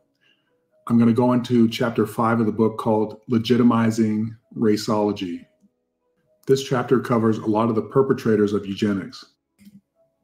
On page 85, Black writes about Kansas physician F. Hoyt Plitcher, who became the first in modern times to castrate to prevent procreation. In the mid-1890s, Dr. Plitcher, superintendent of the Kansas Home for the Feeble-Minded, surgically asexualized 58 children. Plitcher's procedure was undertaken without legal sanction. Once discovered, Kansas citizens broadly condemned his actions, demanding he stop. The Kansas Home Embattled Board of Trustees suspended Plitcher's operations, but staunchly defended his work. The board defiantly proclaimed, quote, "Those who are now criticizing Dr. Plitcher will, in a few years, be talking of erecting a monument to his memory," end quote. Later, Dr. Plitcher's National Association of Institution of Directors praised him as courageous and as a pioneer, strong enough to face ignorance and prejudice. Then also on page 85, we have Dr. Harry Clay Sharp, physician at an Indiana reformatory at Jeffersonville. In early 1899, he read an article in the Journal of American Medical Association by distinguished Chicago physician Albert John Ochsner, who later co-founded the American College of Surgeons. Dr. Ochsner advocated compulsory vasectomy of prisoners to eliminate all habitual criminals from the possibility of having children. In this way, Ochsner hoped to reduce not only the number of born criminals, but also chronic inebriates, imbeciles, perverts, and paupers. He goes on to read, the Indiana prison doctor proudly lectured his colleagues about the procedure's advantage in a 1902 article in the New York Medical Journal. He presented the surgery strictly as a tool for human breeding. Quoting an old essay, we make the choice of the best rams of our sheep and keep the best dogs. How carefully then should we be in begetting children? Sharp's article described his method of instructive clinical detail, yet involuntary sterilization was still not legal and was thought by many to be unconstitutional. So he urged his fellow institutional doctors to lobby for both restrictive marriage laws and legal authority for every institutional director in every state to render every male sterile who passes its portals, whether it be in an almshouse, insane asylum, institute for feeble-minded, reformatory, or prison.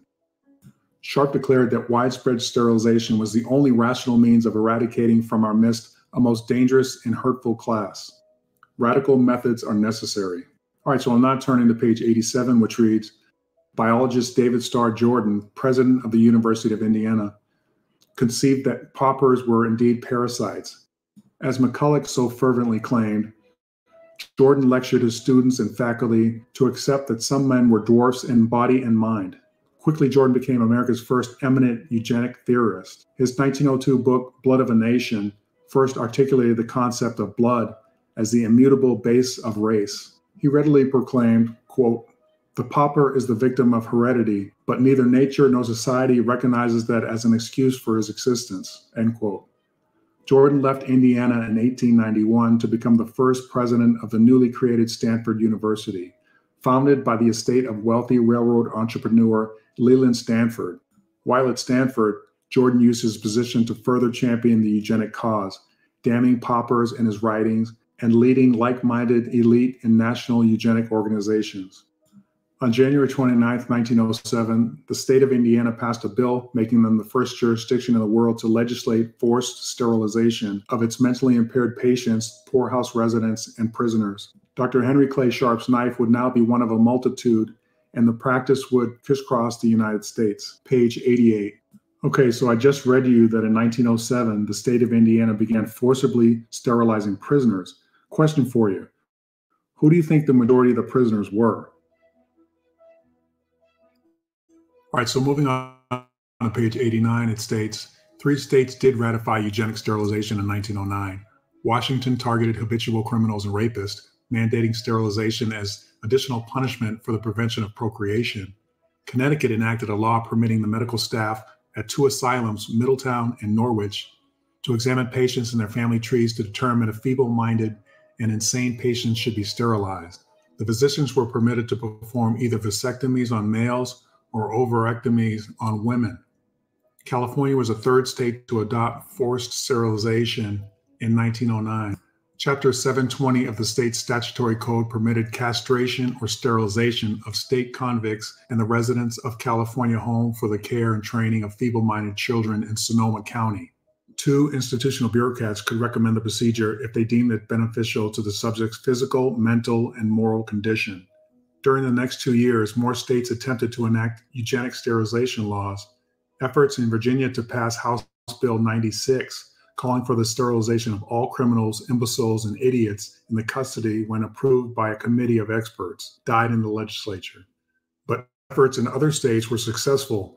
Nevada targeted habitual criminals. Iowa authorized the operation of criminals, idiots, feeble-minded, imbeciles, drunkards, drug fiends, epileptics, plus moral or sexual perverts in its custody. The Iowa Act was tacked on to a prostitution law. Reading further onto page 89, it states, New Jersey's legislation was passed in 1911. Chapter 190 of its statutory code created a special 3-man board of examiners of the feeble-minded, epileptics, and other defectives, the board would systematically identify when procreation was inadvisable for prisoners and children residing in poorhouses and other charitable institutions. The law included not only the feeble-minded, epileptic, and certain criminals, but also a class ambiguously referred to as other defectives. Other defectives could be anyone they didn't like. Guess who signed the New Jersey's Eugenics bill into law the year before being sworn in as President of the United States? Yours truly, Woodrow Wilson. Continuing on page 90, New York was next. In April of 1912, New York amended its public health law with Chapter 445, which virtually duplicated New Jersey's eugenic legislation. New York law created its own board of examiners for feeble-minded, epileptics, and other defectives, comprised of a neurologist, a surgeon, and a general physician. Any two of the three examiners could rule whether family history, feeble-mindedness, inherited tendency, or other factors proved that procreation was inadvisable for the patients or prisoners they reviewed. Once again, a so-called patient attorney was to be appointed by the court. Vasectomies, tubal ligations, and full castrations were authorized at the discretion of the board. I won't go through all the states that adopted these laws. Nonetheless, many states followed in the coming years. On page 91, it reads, Eugenicists in other countries who had been corresponding together for some years also felt the need to broaden acceptance of their beliefs. All of them wanted eugenic solutions to be applied on a global basis. Their mission, after all, was to completely reshape humanity, not just one corner of it. Toward this end, the Americans worked closely with their counterparts in Germany and England, scheduled an international conference in London. July 1912 was selected because it coincided with a visit to London by Stanford University's Jordan and other eugenic leaders. By now, America's negative eugenics had also been purveyed to like-minded social engineers throughout Europe, especially in Germany and the Scandinavian nations, where theories about Nordic superiority were well received. Hence, this first conference was aptly called the First International Congress on Eugenics, bringing together some several hundred delegates and speakers from across America, Belgium, England, France, Germany, Italy, Japan, Spain, Norway. As I've been preaching in all my videos, many countries use this ideology to get rid of the people they didn't like systematically, thereby reshaping their countries into what they wanted them to be, white-run countries. Please check out my video called Vanishing Black History. In that video, I show how the United States government created its own history and how they exported it to other countries for consumption, thereby creating a blueprint for those countries to emulate. Just like Hitler emulated the United States using the eugenics model. All right, so on page 94 it reads, some 400 delegates from America and Europe gathered at the University of London in late July of 1912. For 5 days, a diverse assemblage of research papers were presented exploring the social science and heredity of man.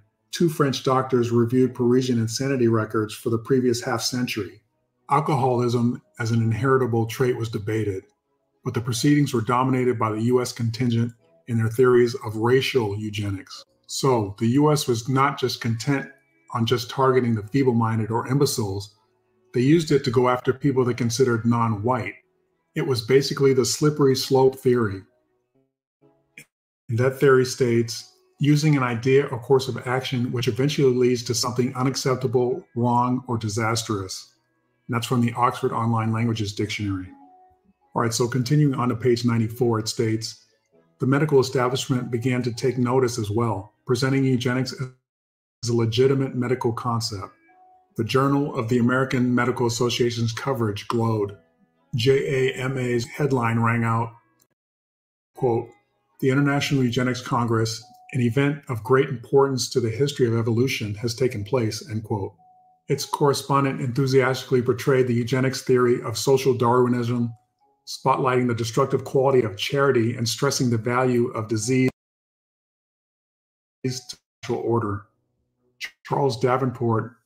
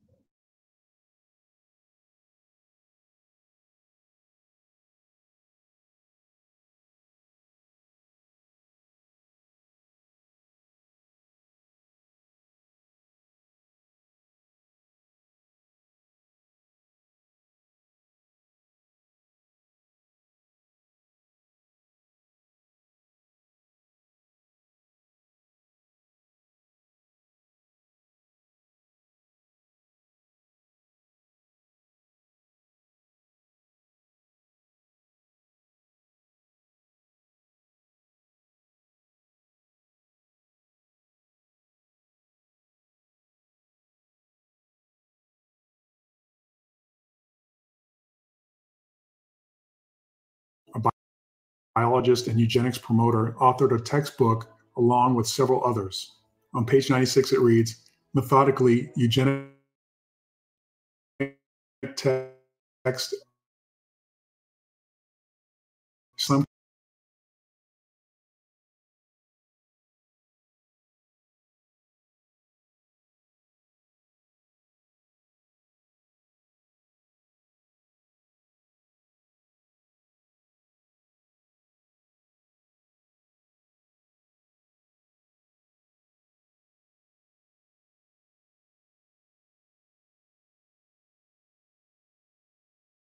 cases actually spurred a standalone eugenics curriculum. The roster was long and prestigious, encompassing scores of America's finest schools. Harvard University's 2 courses were taught by Drs. East and Castle. Princeton University courses were taught by Dr. Scull and Laughlin himself. Yale's by Dr. Painter, Purdue's by Dr. Smith, the University of Chicago's by Dr. Bish, Northeastern University, a hotbed of radical eugenic thought, offered a course by Dr. Kornhauser, who had interned at Cold Spring Harbor. All right, so continue on page 96. Eugenics rocketed through academia, becoming an institution virtually overnight. By 19